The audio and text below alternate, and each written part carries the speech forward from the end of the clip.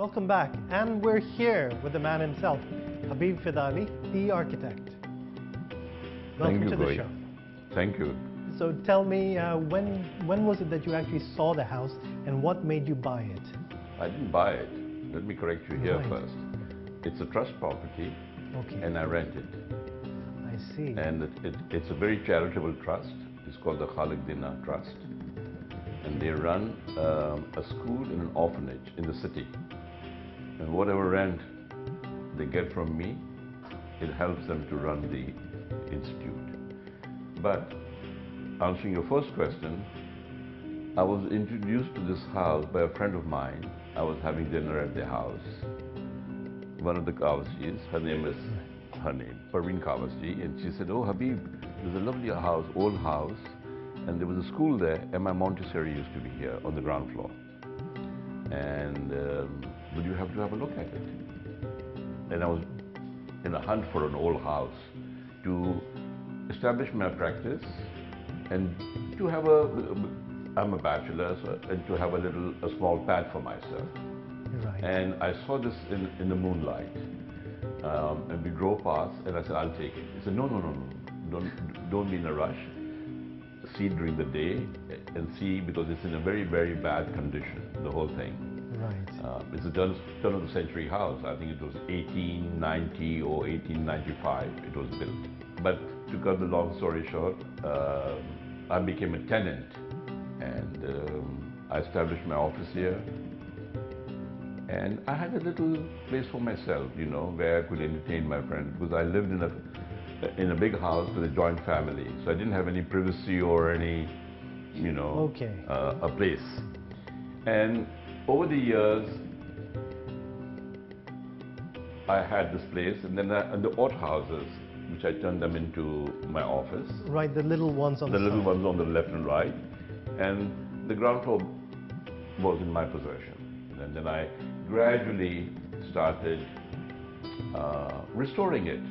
I wanted to keep the character of the house. Right. That's the most important to me. It's a beautiful house with a real colonial feel to it. Wonderful wooden floors, high ceilings, and when I took it, it had all. The electricity was in a bad shape. The plumbing, there was a lot of damp rising on the walls. So as an architect, it was a challenge.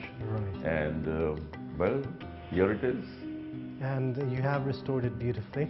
Also, I'm curious about how the house was, or how the neighborhood was at that time. You said it was quite beautiful in this area. Yeah, when I moved in, the 3 houses were already pulled down. There were 7 in a row. Right.